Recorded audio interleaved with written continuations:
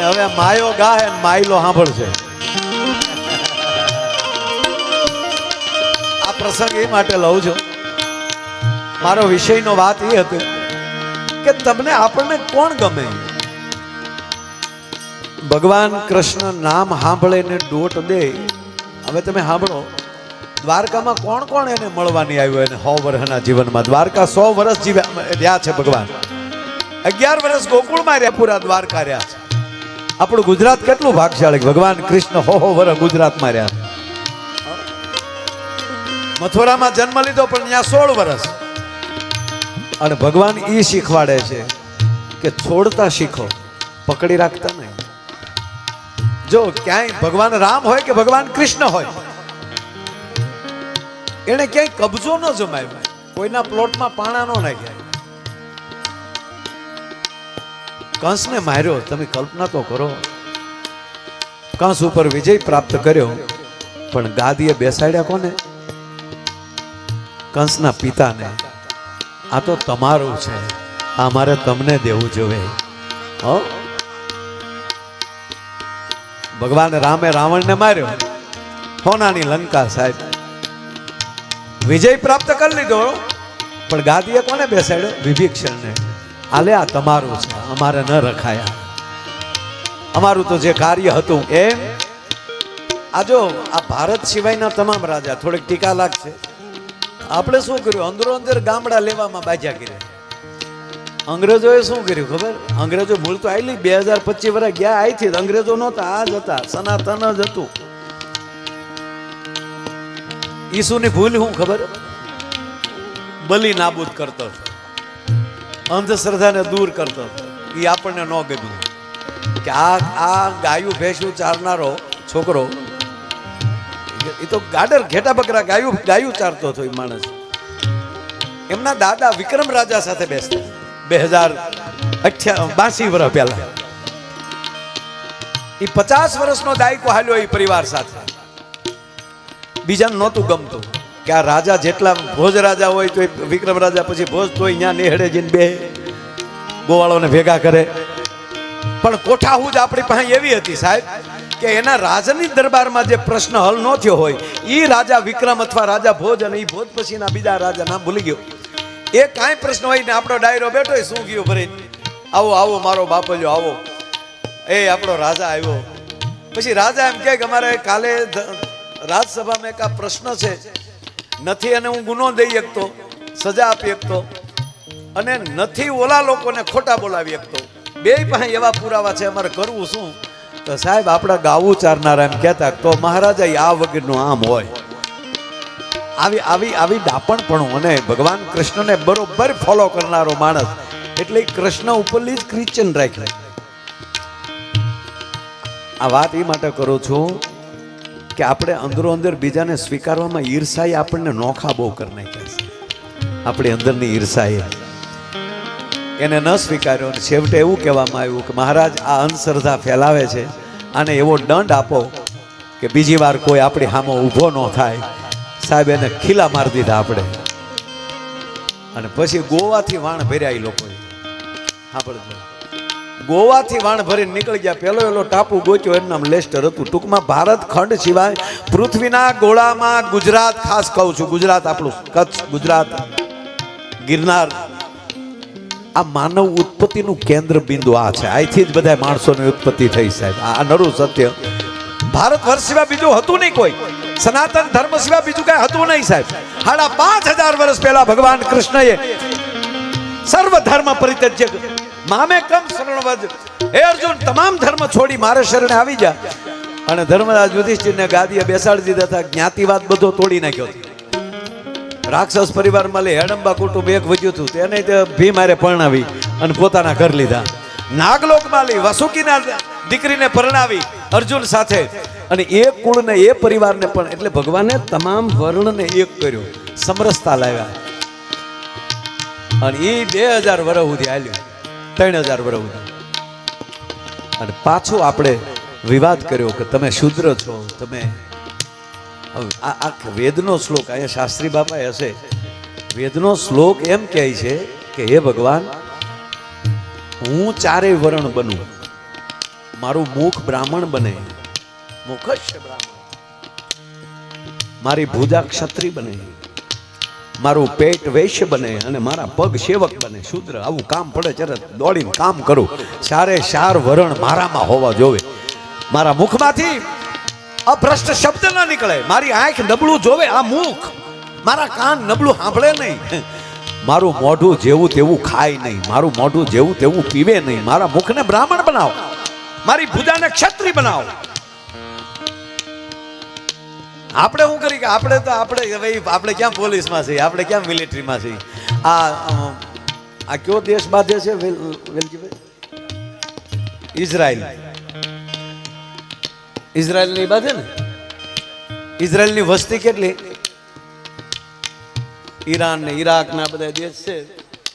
આને કેટલી ખબર પડે? મારે એમ કે આને ખાલી મંજીરા જ વગાડતા આવડતું છે. બોલો, ઓહો, વધાવો તાળીઓથી વધાવો.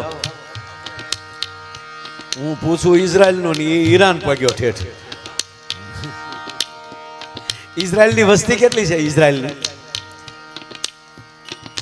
1 કરોડ. 1 કરોડ થી વધારે નથી આખા દેશની વસ્તી. બોલો, આખો અવડો દેશ છે અને 4 વર્ષથી લડાઈ હાલે છે. કેટલા વર્ષથી? પણ સાહેબ 4 વર્ષમાં હજી એની મિલિટરીનો વારો નથી આવ્યો, એની પ્રજા લડે છે સાહેબ. તમે આ નરું સત્ય કહું તમને. હો, પણ આપણે વિભાગ કરી નાખ્યા કે આ કોમને લડાય, આ કોમને ખિસ્સા કપાય, આજ જ્ઞાતિને કપડા સીવાય, આજ જ્ઞાતિને કપડા ધોવાય, આજ કોમને વેપાર કરાય ના, આજ કોમને ખેતી કરાય, આજ કોમને બેનજા વગાડાય ના. વેદ ના પાડે છે. સર્વસ્ત અધિકાર માનવ જાત બધાઈને છે સાહેબ. એટલે પેલા કેવું હતું ખબર? જેનામાં જે દેખાય એને સ્વીકારવાનો ભાવ હતો. કોઈ ઋષિ જાય રાજાના ઘરે અને ઋષિ એમ કહે રાજાને કે હે મહારાજા, આ તમારા કુંવરીબા છે, તમારા જે દીકરીબા છે, એની અંદરથી ઉત્તમ ઋષિની ઉત્પત્તિ, ઉત્તમ પુરુષની ઉત્પત્તિ થશે, માટે ઋષિને પરણાવો. તો સાહેબ એમાં પરશુરામ જન્મ લે. નાદ ન પડાય બાપુ કોઈને. એક ઋષિ એમ કે ઓલા વાણવાળાને, ખારવાને, કે તારી દીકરીમાંથી એક ઉત્તમ ઋષિ પારાસર દિનચર્યાને ગોળી મારી હેણે. અને સાહેબ એમાં વ્યાસ નીકળે, જેનામાં ગુણ, જેનામાં શક્તિ. આમાં ક્યાંથી વાદ આવ્યો મને કહો તમે? આ વાડા આપણે પાડ્યા હમણાં, અને એમાં આઝાદી પછી તો આપણે હાવ બંધારણના નામે ભૂકા કાઢી નાખ્યા. ના, 18 વરણ એક બનો બાપ, નહીતર મરી ગયા માનો. 10 વર્ષ છે દેશ પાસે. જ્યાં સુધી રાષ્ટ્ર પ્રેમ નહીં આવે, રાષ્ટ્ર પ્રેમ ક્યારે આવશે? મારા ને તમારી અંદર એકનો એક પ્રેમ આવશે બધાયમાં. તો નાનો હોય એને હેઠો ન પચાડો, એને બાવડું પકડીને ઉપર લ્યો. કીર્તિભાઈ થાય એનું કારણ શું છે? કમા જેવાને ક્યાં પોગાડ્યા બોલો? નહીતર એમને ન કે ભાઈ વૈશમાં ક્યાં આને કુદાડો છો, ડિસ્ટર્બ થાય. ન કીધું ન થાય ના. એનામાં કળા છે, એને લાવો ટેજમાં છે. નકર એટલું કે ભાઈ મજા કી સોયત્રા કાઢ નાખે માણા. બોલો, નહીં કહેવાનું. આજે હું વાત કરું છું, ભગવાન કૃષ્ણ આ શીખ્યું છે, ભગવાન રામે આ શીખ્યું છે. એ સબરીના હેઠા બોર ખાઈ શકે, નારાયણ સબરીના બોર હેઠા ખાઈ શકતો હોય, અને આપણે અશુદ્ધ લાગે. અતૃષ્ટા નિવારણ હોવું જોવે, ઘર વાપસી હોવું જોવે.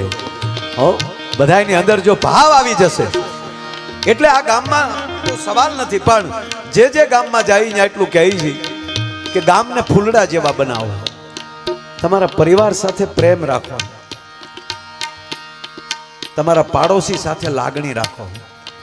15 દી 12 ગામ ગયા હોય તો ગામમાં 5 જણાનો તો ફોન આવવા જ જોવે કે ભલા મણા આવો ને, ક્યારે આવશો યાર, મજા નથી આવતી બેહવાની, વાળો કરીને ક્યારેક બેહીએ છીએ.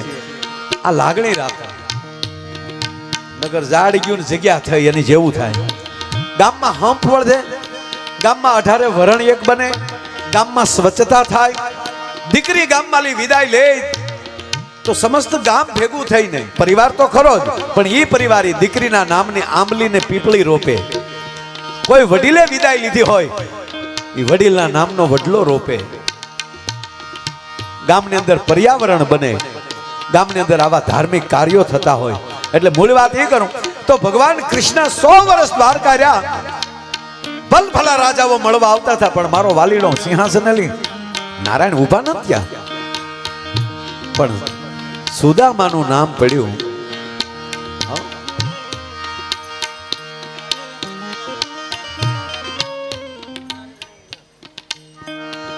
દેખાય છે સાહેબ, એટલે જ વાત કરીએ કઈ નહીં તો અમુક ગામમાં સમરસતાની વાત કરવા જાવ તો અમે જોયું એ લોકોએ કોઈ ફાળો એનો થાય પણ તમે એનું નામ ન લેતા. આવા ગામ જ આપણા ભાગમાં પીડ્યા છે, એમાં તો મરી ગયા આપણે. તો 2026 વર્ષ પહેલા ઈસુને ખીલા મારી દીધા આપણે. ઈવડા આપણી પાસે આપણા ને આપણા હતા, ભેગા હતા, નીકળી ગયા. જો એ ભાષા પછી એને અંગ્રેજી બનાવી, ઇંગ્લિશ ભાષા, બરોબર. પણ બોલવું તો ગુજરાતી જ પડે હો, કારણ કે અહીંથી જ ગયા ને. ખાલી અક્ષર જ તે અંગ્રેજી, બોલવું તો ગુજરાતી જ પડે. હજી સુધી એ લોકોએ કક્કાનું સંશોધન કર્યું જ નથી. ભલે વિશ્વની ગમે એટલી ભાષા હોય. હું અમેરિકા ગયો તો ભાઈ મને પૂછતા હતા, મને કે મારા ભાઈ તમને અંગ્રેજી આવડે? મેં કીધું ના. મને કીધું તમે મૂંઝાવ નહીં. હું કહું કેમ? કે એ લોકો પ્લેનમાં એરપોર્ટમાં અંગ્રેજી બોલે ને તમને ન સમજાય તો તમે મૂંઝાવ નહીં. મેં કીધું બિલકુલ નહીં, હું શું કામ મૂંઝાવ? હું સીધો એની સામો ગુજરાતી બોલું અને ઈવડા ન સમજે તો એ ન મૂંઝાય. આપણી ભાષાને નાની શું કામ બનાવો છો?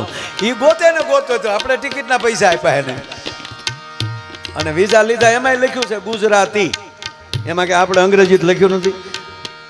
પણ મને કે તમે, મેં કીધું હા મને મારી ભાષાનું ગૌરવ છે, હા અંગ્રેજી 100% શીખવું જોઈએ, પણ ગુજરાતીના ભોગે નહીં. મને કચ્છી ગમે છે એનું કારણ એ કહું સાહેબ, કે આ કચ્છી ભાઈઓ અમેરિકા ભેગા થયા હોય ને ખબર પડે ને કચ્છી છે, સીધી કચ્છી ભાષા બોલવા મળે છે, એનું મને ગૌરવ છે.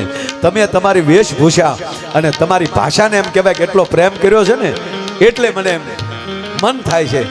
અને હકીકત કહું સાહેબ, આ અંગ્રેજ એટલે ભાઈને મેં કીધું બોલો અંગ્રેજી બોલે છે પણ બોલે તો ગુજરાતી. મને કે કઈ રીતે? હું કહું અંગ્રેજીમાં એમ કે કમ હિયર,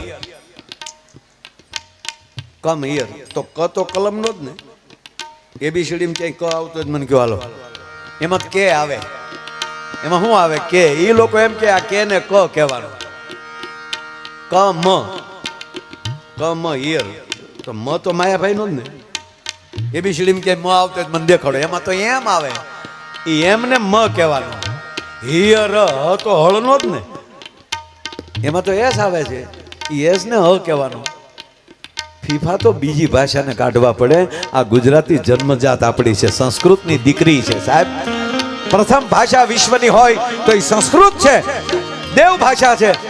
એ દેવ વાણીમાલી આપણી ગુજરાતી ને હિન્દી નોખા પડ્યા, એની દીકરીઓ છે. કારણ કે કક્કો કેવલ સંસ્કૃતમાં આવે, પછી હિન્દી અને ગુજરાતીમાં એના એ જ અક્ષર આવે. ખાલી આકાર બદલે છે, ભાષા નથી બદલી. ઓલામાં તો અક્ષર બદલે છે, ભાષા તો આપણી જ બોલવી પડે. હેલો, હેલો તો એ જ ને, પછી એનો અર્થ થાય સાંભળો. તો તમે કલ્પના કરો, દલુ વાણિયાએ તે દી અંગ્રેજી બોલ્યા, હેલો હે રામાપીર, હેલો હેલો મારો સાંભળો રણુદાના રાય. આ જેવું તેવું નથી આપણી ભાષા, એમાંલી બધાને લેવું પડ્યું છે કહેવાનો મતલબ. પણ મૂળ વાત એટલી ટૂંકી વાત કહી દો, મારે તમને હસાવવા છે, આનંદ કરાવવો છે. હજી મેં શરૂ નથી કર્યો પ્રોગ્રામ, આ તો હજી બધા ઓલા હું જમીન આવે છે, બેહવા મળ્યા બધા, પાછું આખું ભરાઈ જાય ને પછી તમે જુઓ, તમને આ જેટલા જમવામાં બાકી છે ને એને પેટમાં આટીઓ પડાવી દો તમે જમવામાં. હા, ઓલી દીકરી હારે જાય ને રોતી નહોતી બાકી છે, અત્યારથી કહી દો. અહીંયા પાછું આવશે બધું. ન્યાલી આપણે આમ બીજે રસ્તે ગયા હતા. હા, અને હસાવાનો તો શું જ, હું જેટલા કિલોમીટર કાપીને આવ્યો છું. અને આનંદ એ છે, દ્વારકાની ધજા ચડાવીને કહું ને સીધો અહીંયા આવ્યો રાત, અને અહીંથી સીધો અમદાવાદ હરિદ્વાર, દ્વારકા તું હરિદ્વાર, અહીંયા વાયા અહીંયા કર્યું છે મોર.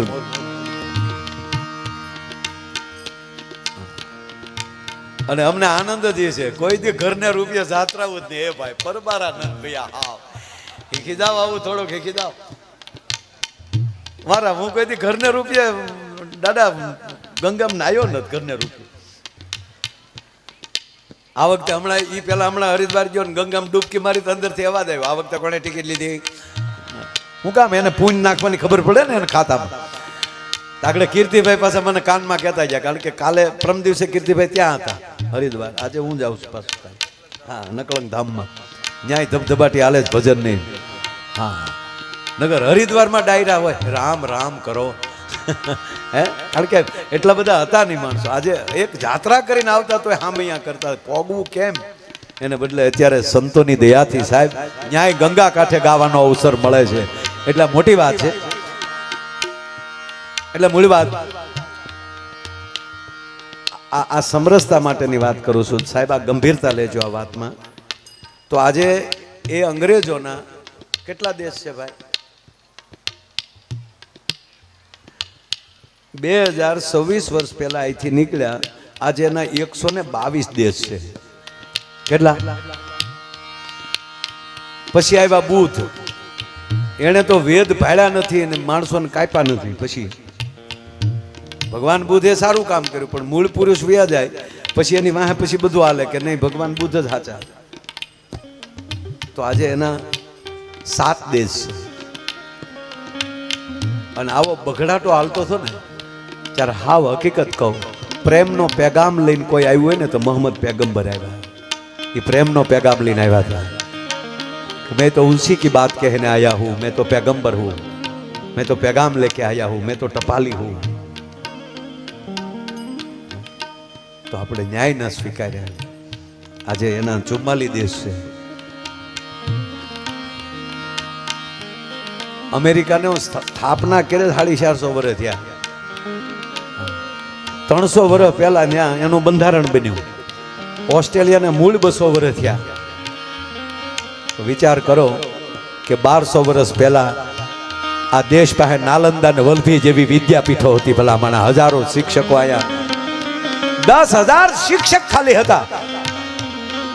અને એ કરતા કહું 5,500 વર્ષ પહેલા યદા યદા હિ ધર્મસ્ય જ્ઞાનિર્ભવતિ ભારતમ અભ્યુત્થાનમ ધર્મસ્ય તદાત્માનમ સુજામ્યહમ પરિત્રાણાય સાધુનામ વિનાચાય ચ દુષ્કૃતામ ધર્મ સંસ્થાપનાર્થાય સંભવાની યુગે યુગે 5,500 વર્ષ પહેલા ભગવાન કૃષ્ણ મળ્યા અને 22,000 વર્ષ પહેલા ભગવાન રામ મળ્યા. આ આદિકાળથી આપણું હાલ્યો આવે, પણ આપણને અંદર ઈર્ષા આવી જાય છે. બીજો કોક આગળ જતો હોય તો એ નોખો ભલે રહે, પણ આપણી ભેગો નહીં. બસ પ્રેમ રાખીએ, બધાને ભેગા રાખીએ. 18 વરણ અને ગામની જે આ સમરસતા જોઈ એકવાર એને તમે ગામને તાળીઓથી વધાવો સાહેબ. આ જે ભાવ 18 વરણ, ચારણ સમાજ, દરબાર સમાજ, આહિર સમાજ, રબારી સમાજ, 18 વરણ અહીંયા જે તમે એક બનીને જાવો આનંદ કરો છો, ભગવાન કાયમ આપણો આનંદ આમણામાં રાખે.